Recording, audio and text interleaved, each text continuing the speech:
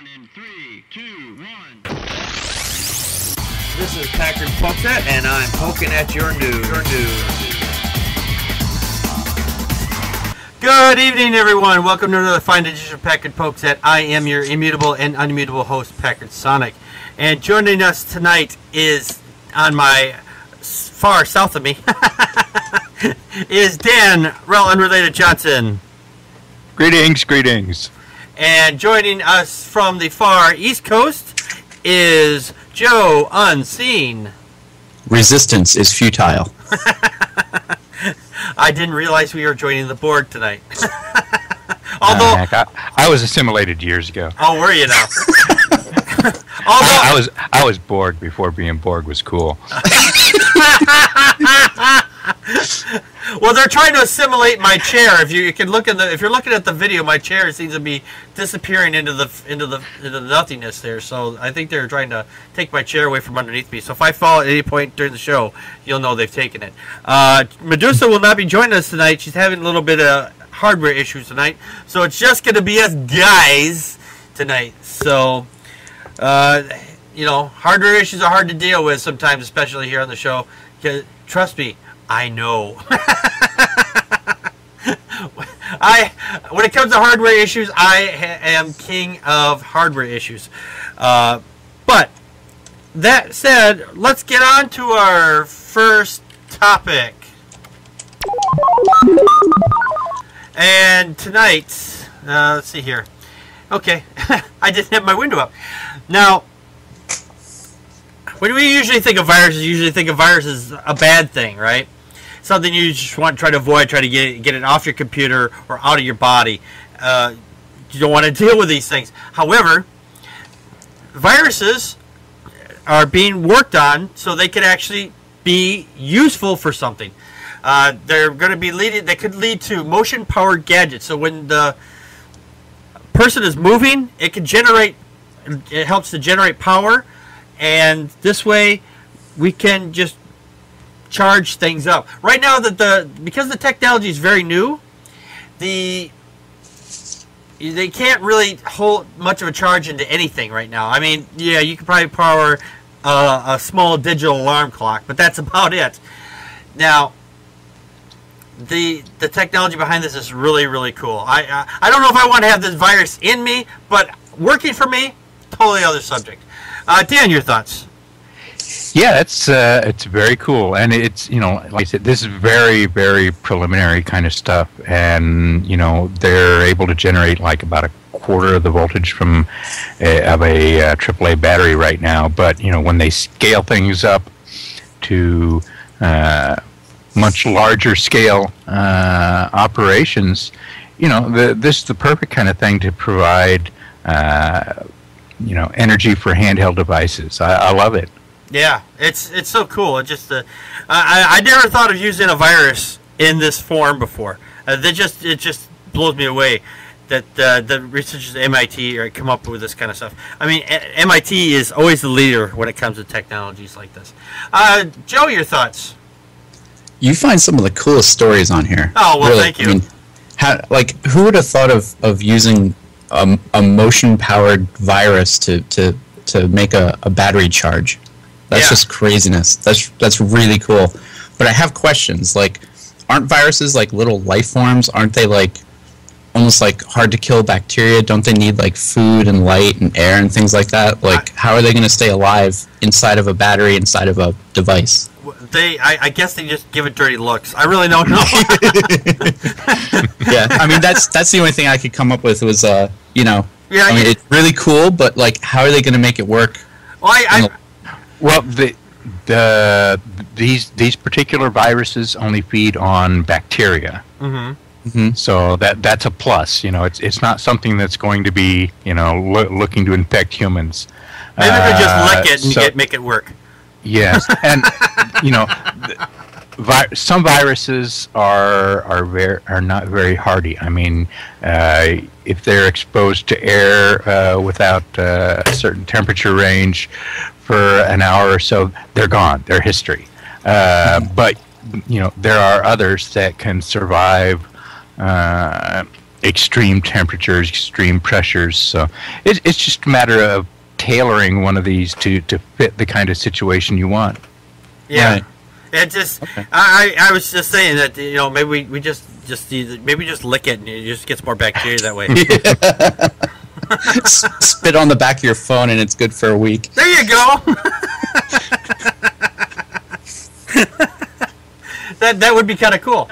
Our next story here, and I love this story, is that within the next 20 years, an engineer thinks we can actually build the real Starship Enterprise. Now, we were joking here before the show because my chair here seems to be disappearing behind me, but we can actually build this thing with current technologies. I'm not talking like the year 25 or 2320 or whatever the show takes place in, but within the next 20 years. We could go within our own galaxy, or, well, you know, not galaxy, maybe it's our own solar system, built, running, not on warp drive. It wouldn't be warp drive because warp drive hasn't been quite invented yet, but they are working on the problem. But would be work with an ion drive. So that would be really cool. So we could get, instead of taking months to get to Mars, we can get there in 90 days. And the moon, 3 days. And just hop from planet to planet in just a few weeks, or even a few short months. I think that'd be really cool. Dan, your thoughts? Yeah, this is interesting. It's like, we could build a real Starship Enterprise in 20 years. Well, you could probably build a real one right now, but it would be just as useful. Yeah. It's an interesting idea, but there are much more efficient designs to use for future spacecraft, rather than letting the whims of a graphic designer in the 60s decide the shape and configuration of our spaceships. It's probably better to leave it up to the people who actually create the new technology. Yeah. I was thinking they did build this full life-size Enterprise, like the bridge, I guess, in Las Vegas, but I think they'd have to, keep the Hooters out in this case, as Joe was saying in the chat room there. Joe, your thoughts? All right, the Klingons and the Romulans are out there right now building their empires, and the Borg are assimilating worlds as we speak. I don't know why this is even a debate. We need to build Starfleet now. That's we need right. to build it yesterday. I mean, those damn Klingons, they're everywhere. They're clinging on everything. We could take the safety of our planet seriously, or we can just joke around about it. I mean, it's like changing light bulbs in a burning house. We need starships, and we need them now. Why would we change a light bulb in a burning house? You got me on that one. No, that's my point. Is we're not taking the safety of the planet seriously. Oh, I got you. But no, you're right. We should be building these ships. I mean, this would be really cool. I'm just wondering, are we going to have to build a large space dock, or we're just going to piecemeal it like they did with the ISS, like they did with this one?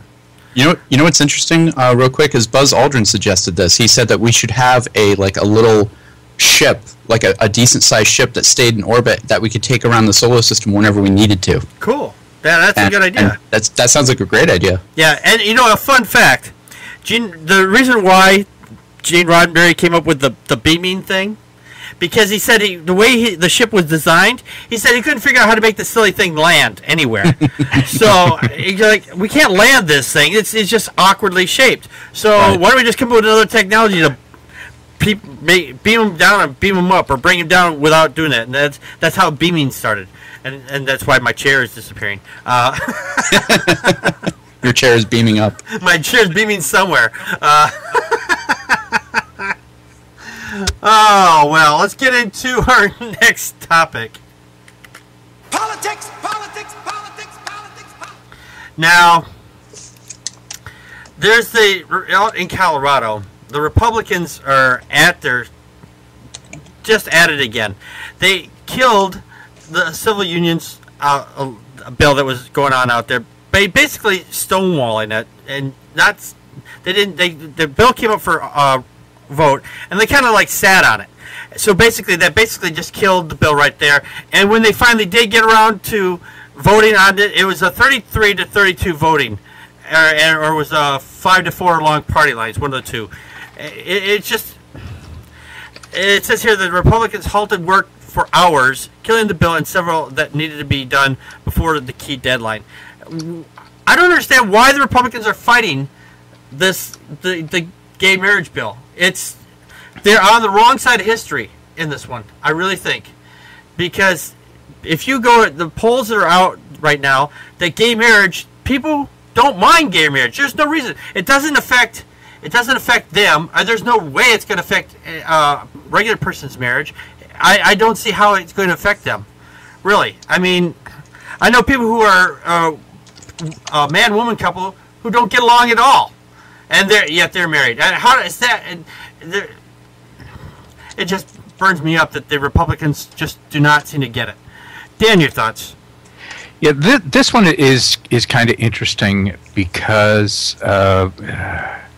it's very much split right along party lines. This particular panel in the Colorado legislature voted 5-4 to kill the measure,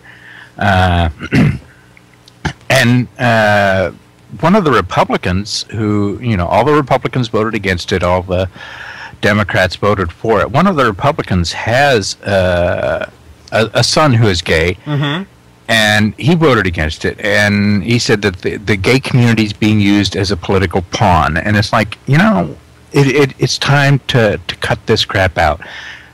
Forget that political pawn language and everything else.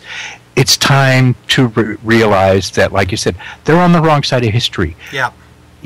Do not think that you ever have the right to decide what two consenting adults do in the privacy in their own home.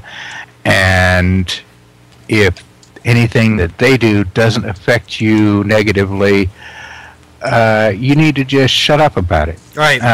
What's wrong with marriage between same-sex couples? They, our next story is related to this as well. They can't come up with an answer. Yeah, they can't. I think that it's the whole religious right that's pushing this, because they're such Bible thumpers, and they know that they're going to get elected next year or next season or whenever they have their next elections.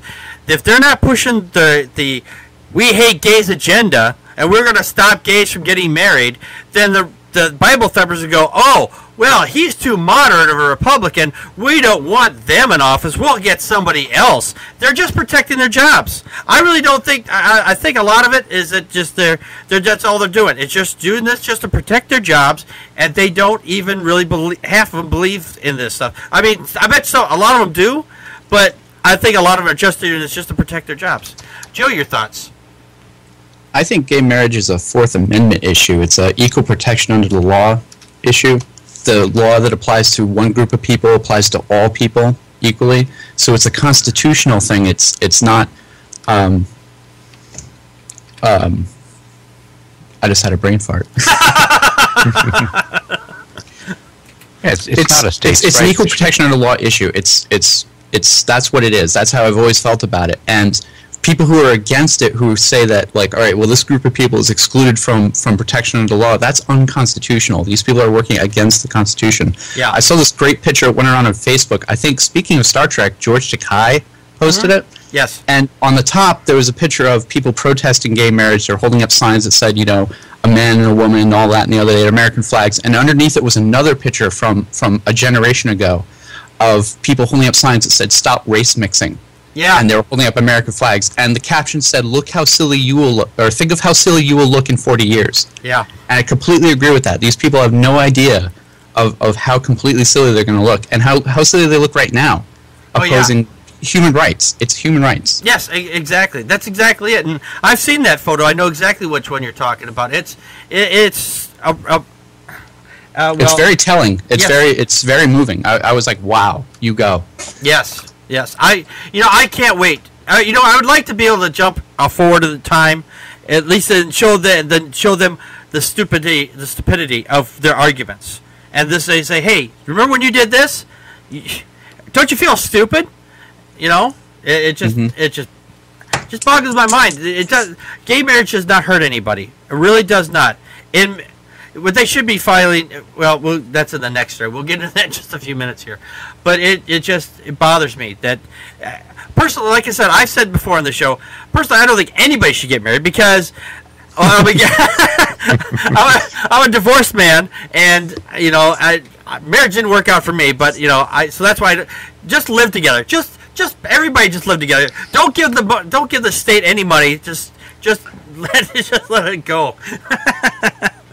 But that's all it is, people. Marriage is just a piece of paper that's just sanctioned by the state, and that's to say, hey, you two can you live together. It's just stupid. But anyway, let's get into our next story here.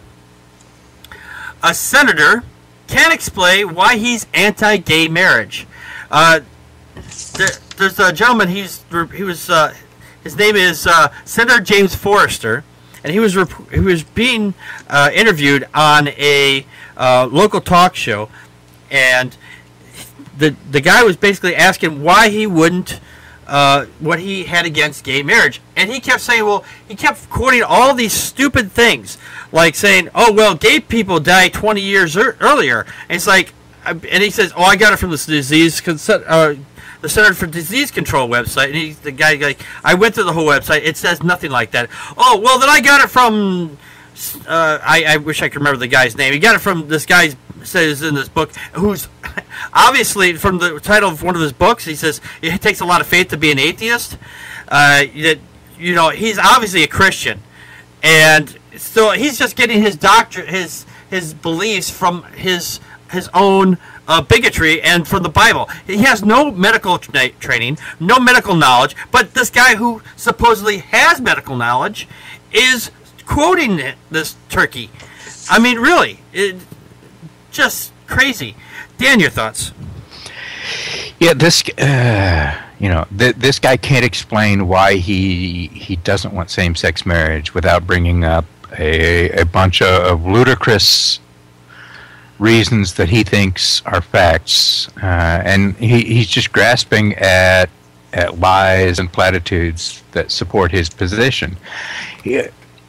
He's a bigot. He doesn't like, well, you know, I'll put it this way. I think he's a bigot, and he may be just pandering to what's seen as his base. The Republican Party sees this as their base, and they're even out there because not even the majority of Republicans feel this way across the country. Yeah.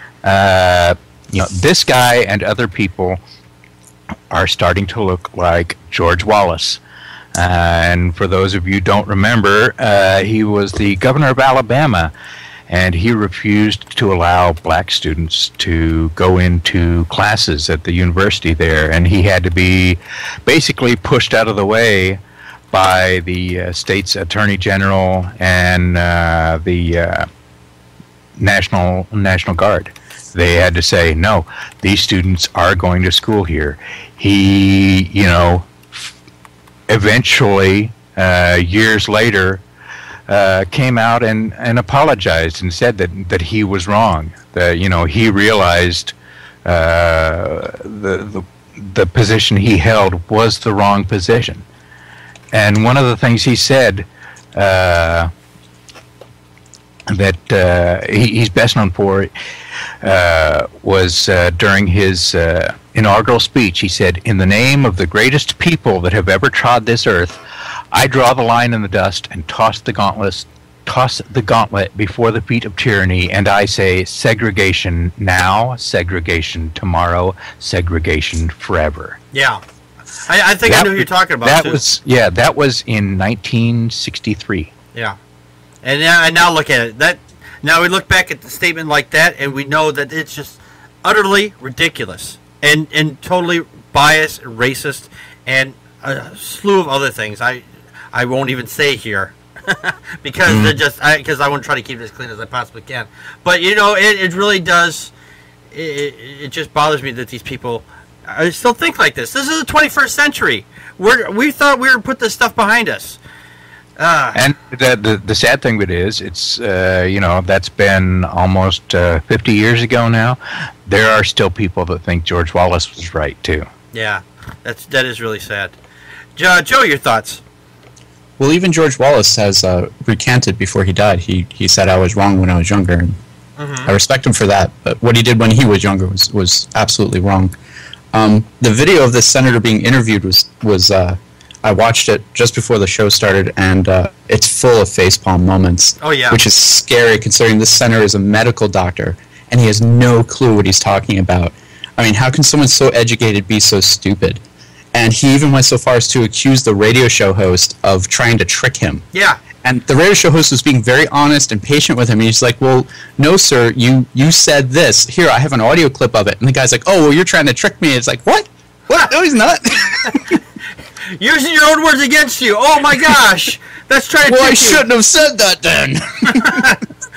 Yeah, that would have been an honest answer if he said, well, I guess maybe I shouldn't have said that. But trying to trick you? No. You know, and the guy made a valid point. The number one problem with marriage that goes against marriage is divorce. It's not gay people, it's divorce. That's the number one thing against marriage, it's divorce. Gay people? No. Oh, go ahead. No, go ahead. I'm finished.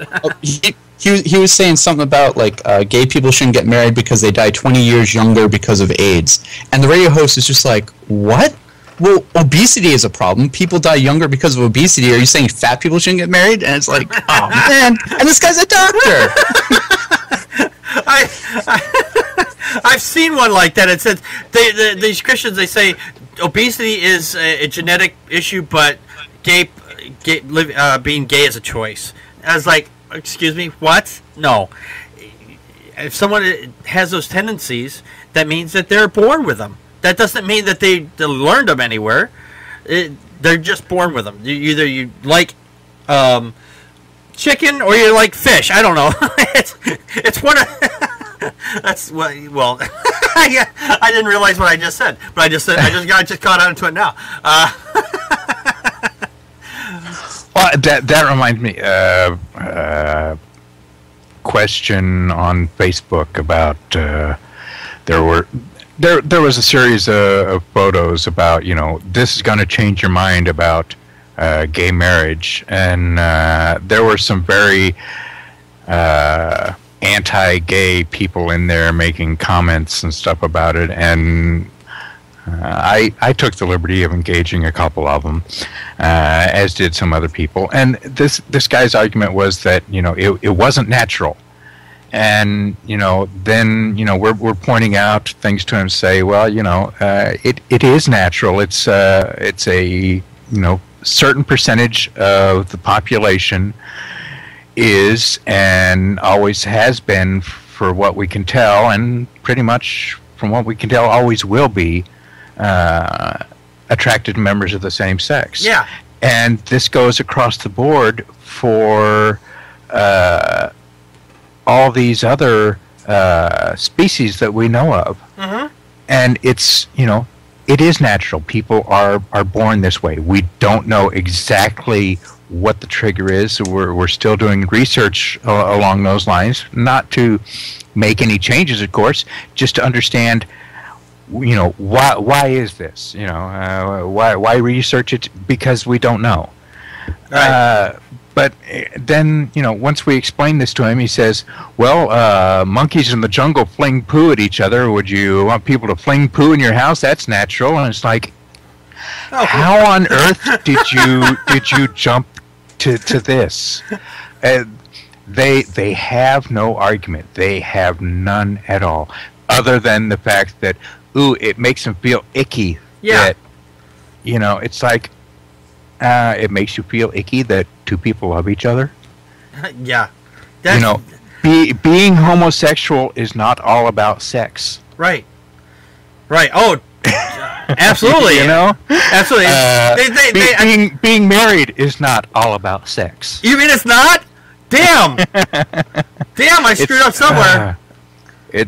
These puritanical bastards just want to make it all about sex because that's all they think about, and they are fuming up one side and down the other, that someone somewhere is having a good time, goddammit, and it's not them.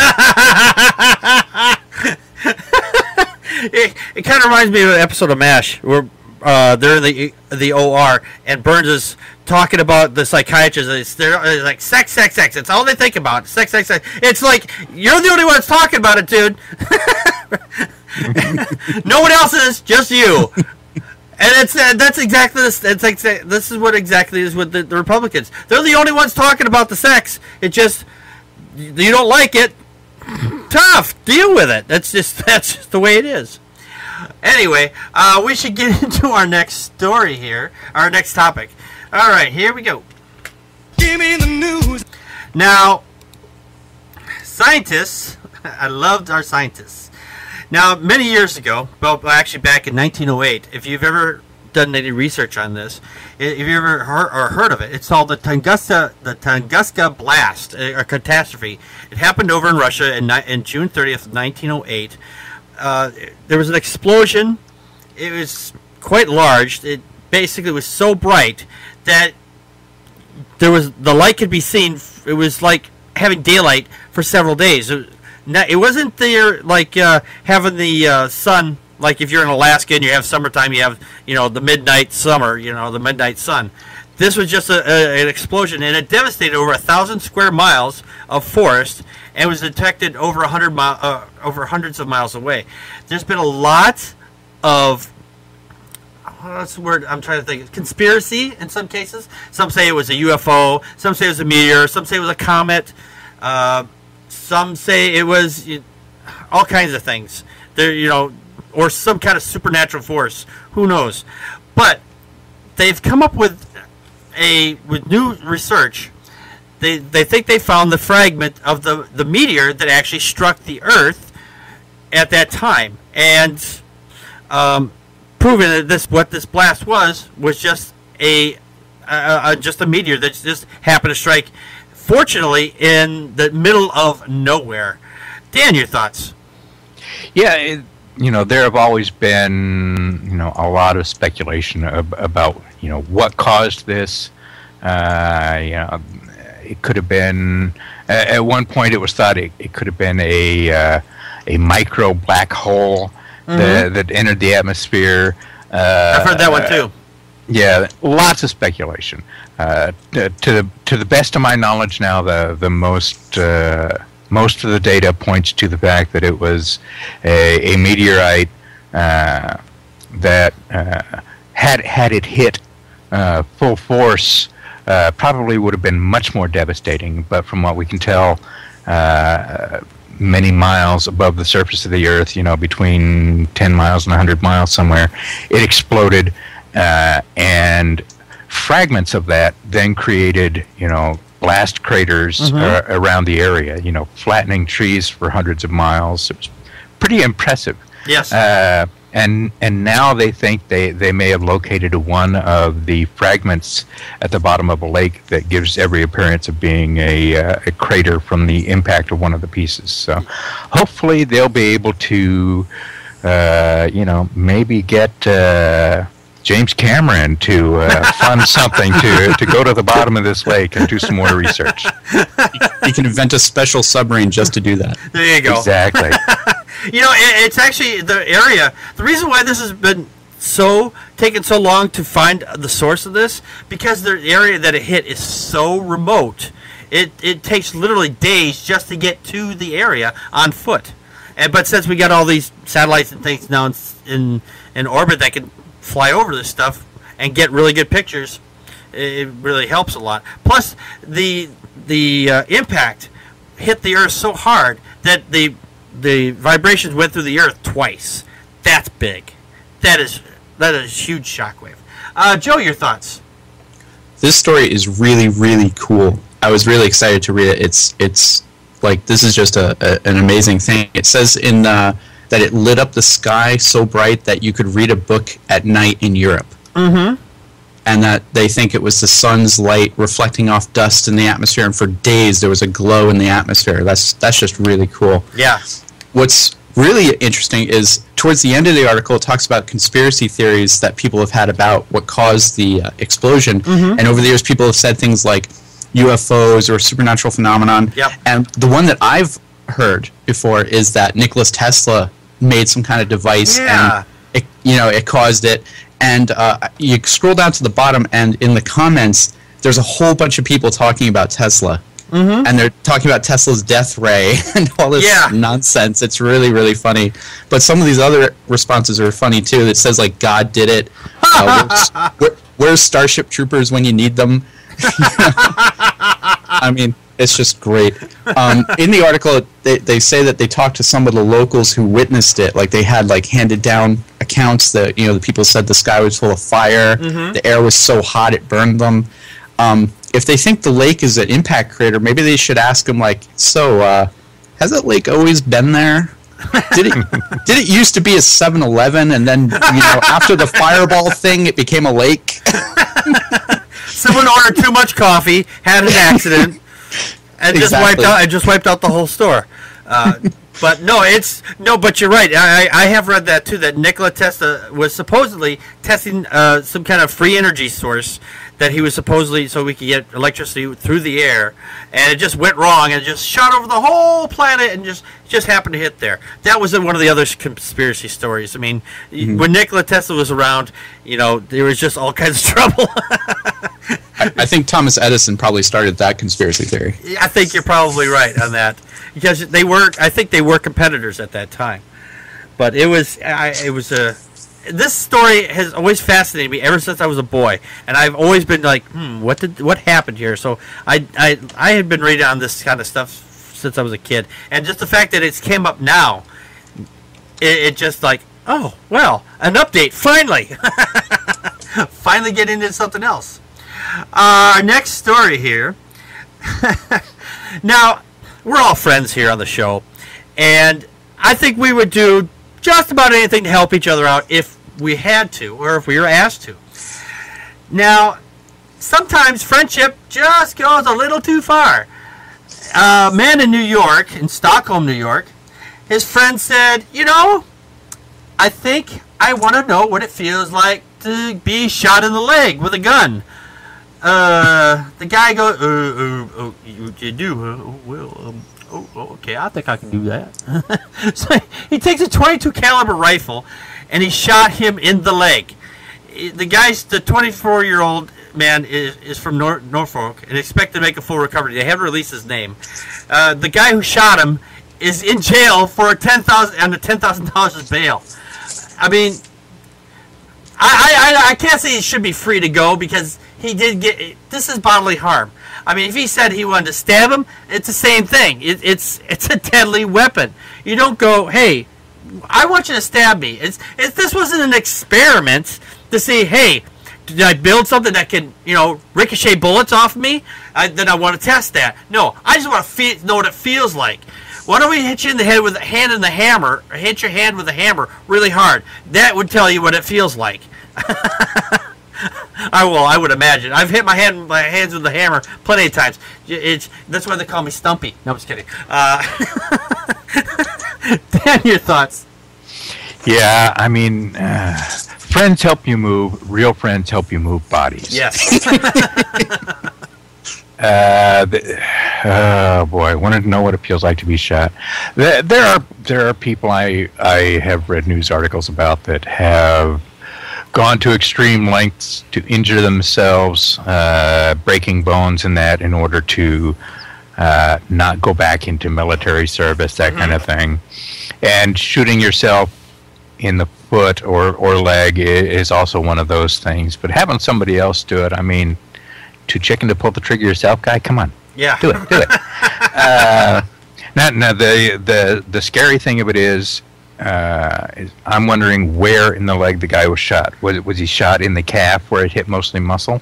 Was he shot in the thigh where he very well could have severed the guy's femoral artery and had him bleed out in a matter of minutes? Yeah.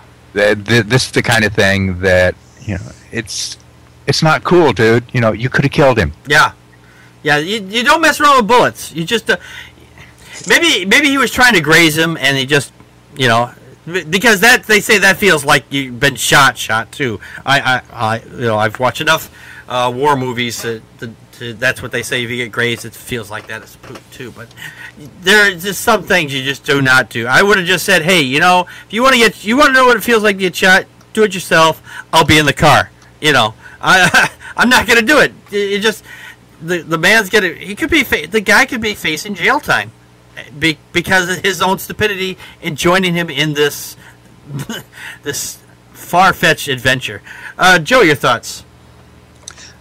Dan, I need your help moving a body. And Packard, Dan and I have to put something in your garage for like a week, but we'll be back to get it. Okay.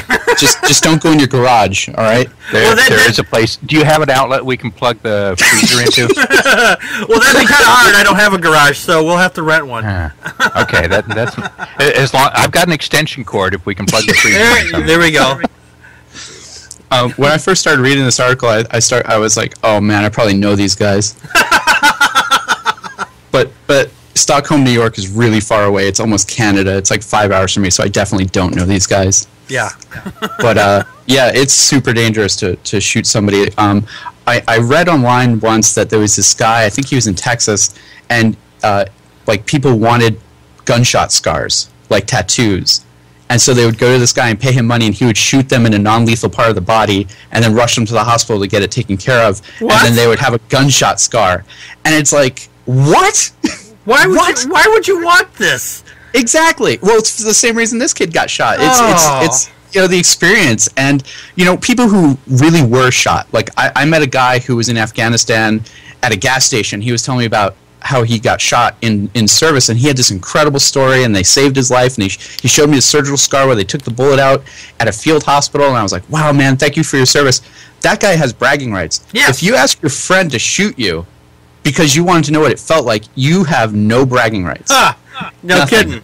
That's a worthless experience. Yes. Yeah. Exactly. You know, sometimes I personally, I try not to think of stuff like this, because when I do, it happens. And so I try to avoid this. Like, I wonder, I don't go around, it's like, I wonder what it would feel like if I got hit by a truck today. No, I'm not going to do that, because that's the next thing that's going to happen. So I stay away from that. So, but you're right. They don't have bragging rights. This is just stupidity. It really is. Because you're right. The guy who was in the service, he had people who were trying to kill him. This guy, oh, well, he's my buddy. He ain't going to try to kill me. You know, it's just plain stupidity on him. The story begins with a 12-pack of beer and ends with, well, then I begged him for a half hour to shoot me, and he shot me. It's the stupidest story. Yeah, it is. It really, these people are really stupid. I mean, if the guy had died, Darwin Award, you know, and how would you prove it? How would you prove it? Darwin Award. How would you not prove it? It's like, my buddy asked me to shoot him. Sure he did. Exactly. So, I know a lot of people who, you know, figuratively are asking to get shot, but to literally ask to be shot, that's completely different. Yeah. Oh, exactly. It's like, why don't you just shoot me in the head right now? No, that's not, you know, that's not figurative. That's not literal. That's just figurative speech, you know. But that's exactly it. Just, yeah, I want you to shoot me in the leg. No, really, shoot me in the leg. Oh, jeez. Oh, please, people, we need to grow up. The bullets are nothing to play with, unless you're shooting at a target. Just leave it for the target. All right. Well, let's get on to our next topic. Yeah. Now, over in Norway, they finally come to their senses.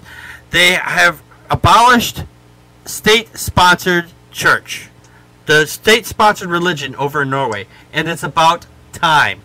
They have the bipartisan measure will create a separation of church and state. Will be officially presented. Well, just was presented this last Tuesday. The nation will not have an official religion, and the government will not participate in appointing the church deans and bishops. This is an important step. Now, you know, I only see one issue with this. Eventually, because of some of the religious nuts that might be out there, and these religious nuts reproduce, they will turn their country into a little Jesus land eventually, just like we have the problem we have here in this country, unfortunately. But overall, they're doing the right thing. The best part about this story that I read was back in 2002, they did a study that 72% of Norwegians do not believe in a personal God whatsoever, which is great. This just shows that religion is on its way out, finally. At least it's making steps to get out of our lives. Dan, your thoughts? Well, to give them credit, they did come in under the 500-year mark.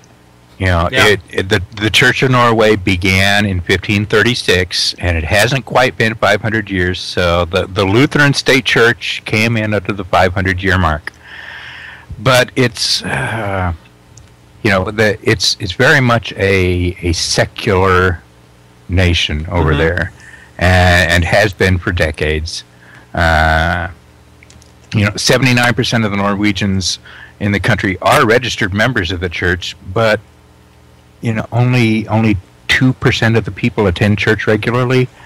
That's They really, it's a cultural thing for them. It's not a religious, mystical thing. Right. And I like to see that. I would like to see the churches in this country go the same direction. That it's it's cultural. We're not trying to impose anything on anyone, and that's fine. But the government has finally pulled the plug.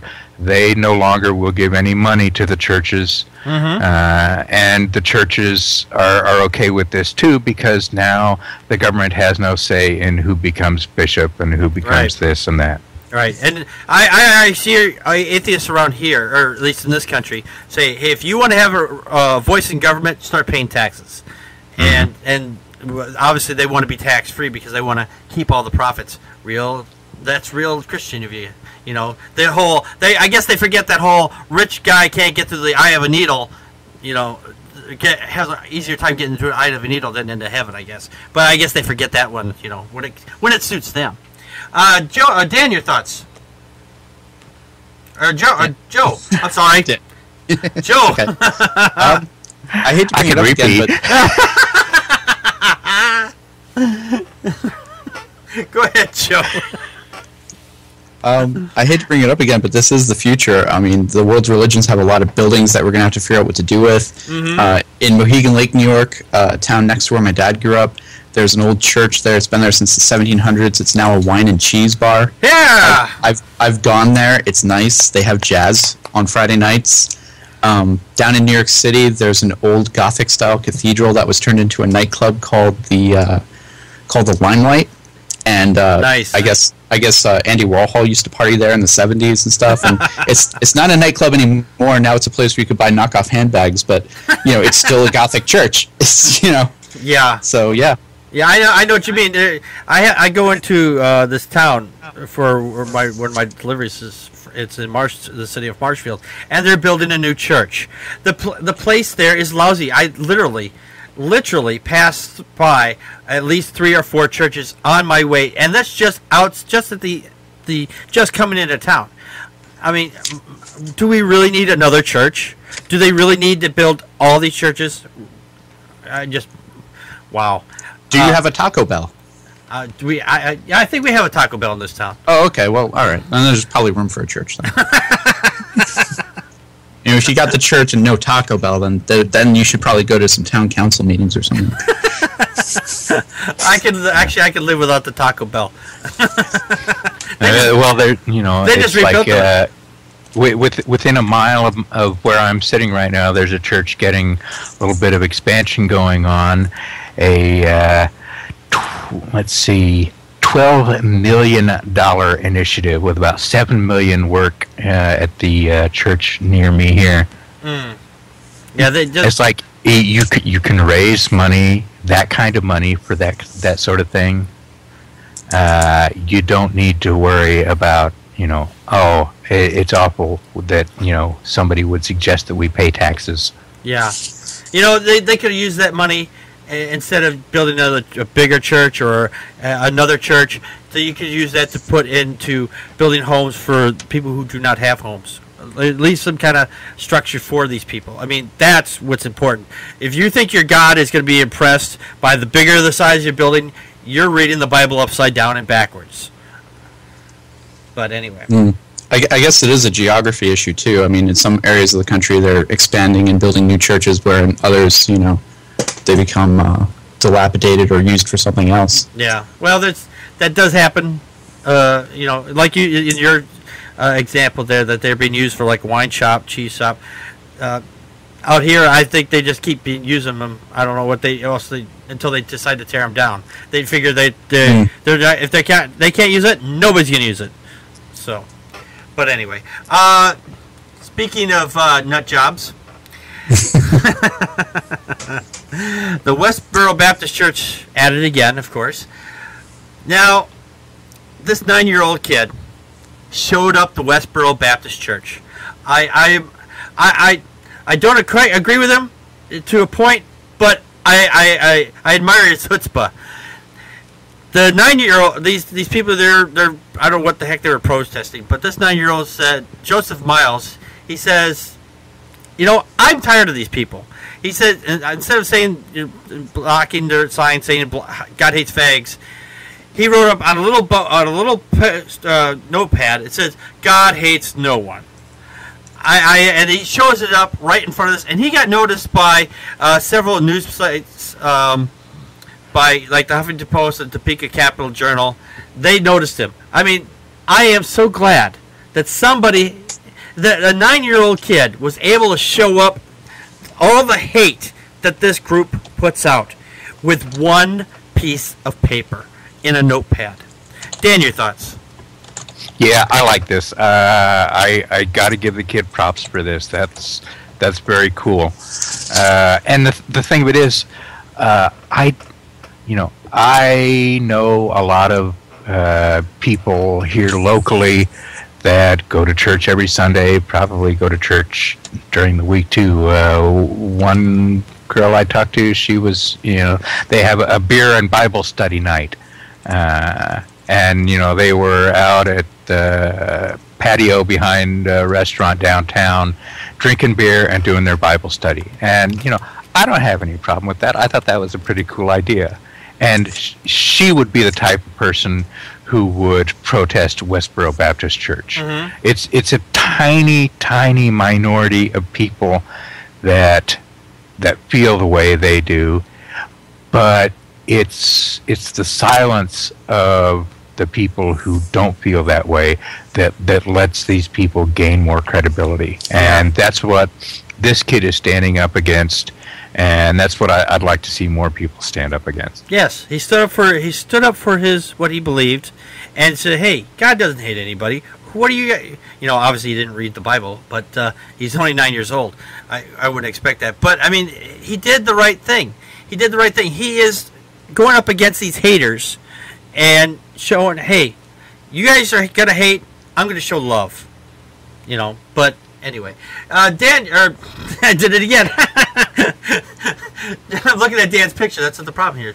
Joe, your thoughts? I'm playing the role of Dan today. Yes, I see that. See, that's me. Dan 1 and Dan 2.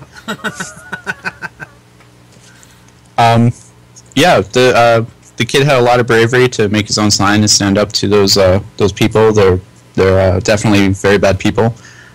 My sign would have said, "The flying spaghetti monster loves you." Oh, now I would have liked that. Yeah. I was talking to somebody actually at the Reason Rally. I didn't see the Westboro Baptist Church there. I know they were there. I've seen videos of it, but I didn't see them when I was there. I was talking to somebody there about it, and they told me that their whole MO is they go and they antagonize, and they hold up these signs and they say things and they wait for people to hit them, and then they sue them. Is that their deal? The Westboro Baptist, I don't know how true that is, but I do know, watching the Westboro Baptist Church documentary, that they're all like one family. They're all related to each other. Ew. And a lot of them went through law school. A lot of them are lawyers, and that's where they get a lot of their money. And they travel the country, and they attend something like, thousands of funerals and protests all over the country a year. Mm-hmm. So So yeah, I heard like never go up and like knock the sign out of their hand or be physical with them because they will sue you. Really? And I was like, ooh, I would never do that anyway. But yeah, no, I wouldn't either. I might take a steamroller and just take care of it all at one time. You can't sue me. You're flat. That's right. Let's see you take your thumb and blow yourself up from that, huh? No, take care of one clean swoop. No, I'm totally kidding on that. These people are just disgraceful anyway. I mean, they are basically human garbage in my opinion. That's my opinion. But I mean, their attitudes. It just makes them vile and offensive. Hey, Packard, while we're talking about religion, can I mention one thing? Sure. Sunday is Draw Muhammad Day. Oh, yeah, that's right. That's coming up. I actually found a good picture, and I'm going to post that. Nice. Ooh, I haven't drawn mine yet, but weekend. I'm going to have one ready for Sunday, and I'm going to tweet it. And if there's any Muslims listening who want to do a fatwa, his name is Packard Sonic. He lives in Wisconsin. You can find it on a map. It's near Michigan. It's near a lake. Send your email to PackardSonicSucks.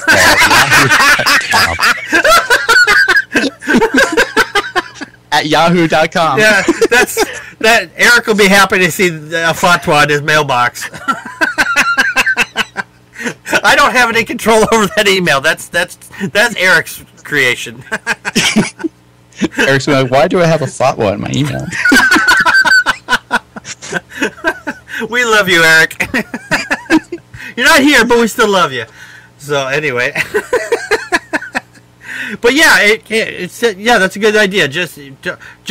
If you don't have any artistic value or artistic chutzpah, and I don't know where my kids got it from somewhere. I don't know where they got it, but they're way better than I just draw a line, say Muhammad. They say if they get offended by a stick, well, that's their own problem. That's not mine. But anyway, all right. Let's get into our next. Let's get into our funny tweet.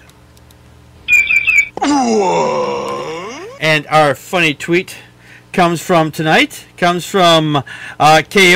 That's Kaydei, and she says, if your sex life has ups and downs, it's all good.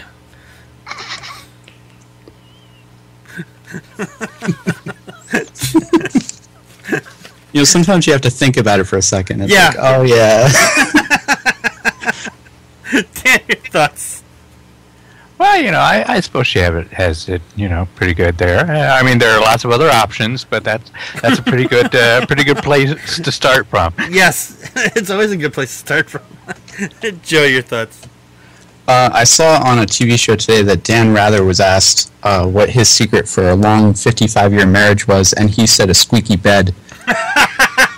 And the two hosts that were talking to him, they both were just like, wow. Wow, Dan Rather. Hey, when you get that old, you don't care anymore. Just let it all hang out. It's like, what, are they going to fire me again? That's good. All right. Well, let's get into our question of the week. Let's get into our shout out for tonight. I'm jumping ahead here. Our shout out. Let me get into our shout out here. Whoops. There we go. Hey, you guys! And our shout out tonight comes from me, and I give since I'm such a news junkie, and if you follow me on Twitter, I post a lot of news.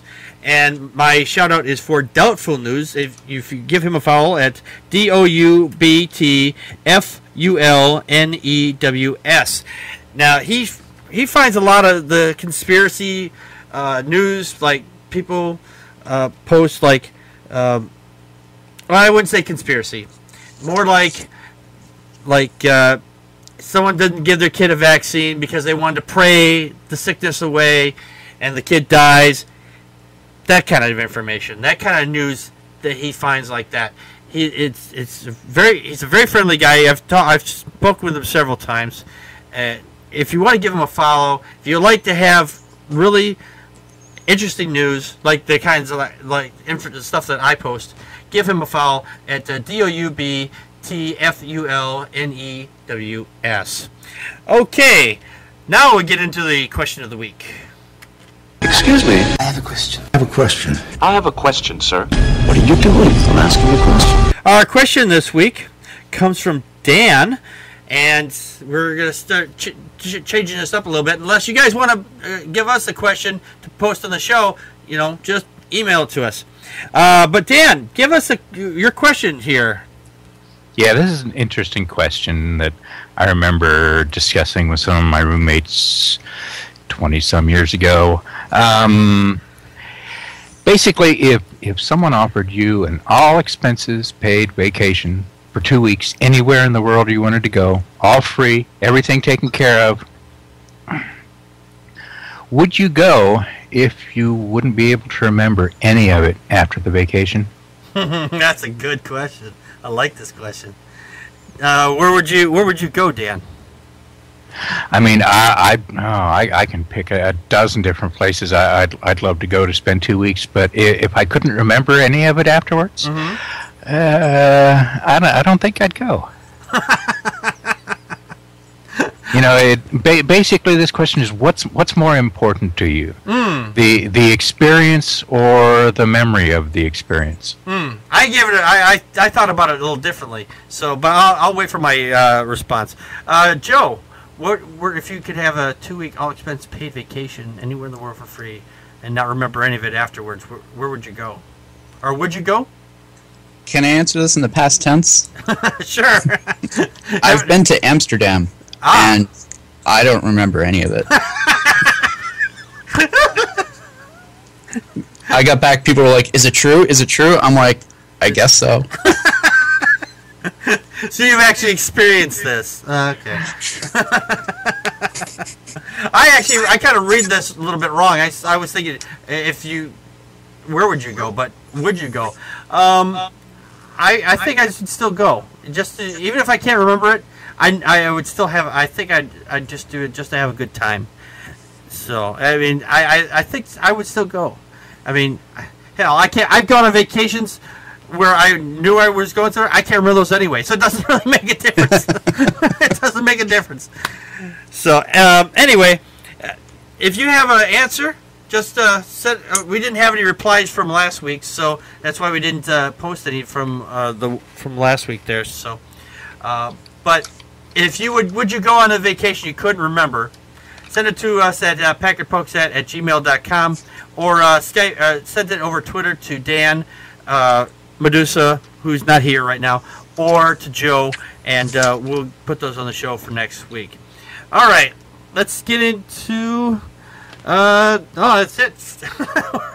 We're done. If you would like to make a donation to the show, go to packardpokesat.wordpress.com and just press the donation button. It's on the far left side of your page there. Now, if you would like to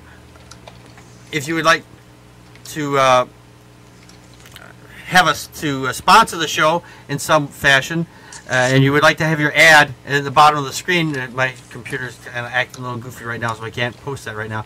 But if you want to have your name at your product or whatever here at the bottom of the screen, contact me at packardpokesat@gmail.com, and I'll get that over to you. Well, that's it for us tonight. I want to thank everybody for coming. And this has been... Oh, if you want to reach us... I almost forgot our outro. If you want to reach us on Twitter, you can reach Dan on Twitter as... Rel Unrelated. That's RELUNRELATED. Right. And if you want to reach Joe on Twitter, you can reach Joe on Twitter as... Joe Unseen. JOEUNSEEN. Right. If you want to reach me on Twitter, it's... PACKARD_SONIC. If you want to reach, if you want to get the show notes for when the show is posted and comes out, it's at Packard Pokesat, all one word, on Twitter, and just follow that, and you'll be able to get the show announcements. If you would like to see the show broadcast, and you want to come to the live show, we do the show every night. Every night. Every night.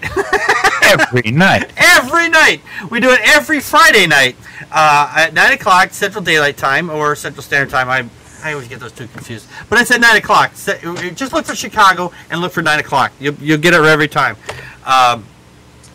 If you can't make the show live, I should back up. If you want to come to the live show, go to justin.tv/PackardPokesat, and you'll find us right there. If you would like to see the show afterwards, because you don't have time, you can't come to the live show, we post the video up on iTunes, or not iTunes, on YouTube, and you can see the whole show there. And the show is available an audio podcast on iTunes, so just look for Packard Pokesat on iTunes. Well, this has been Packard. This has been. Thank you everybody again for coming, and Crystal, Dawkins Dog, and Invisa, and all the new people, and Skip to the Roo, our new Skipterio. Okay. And Invisarider. Invisarider, thank you for coming. They're our new members to the chat room tonight. Well, this has been Packard Pokesat. We just poked at your news. And that's a wrap.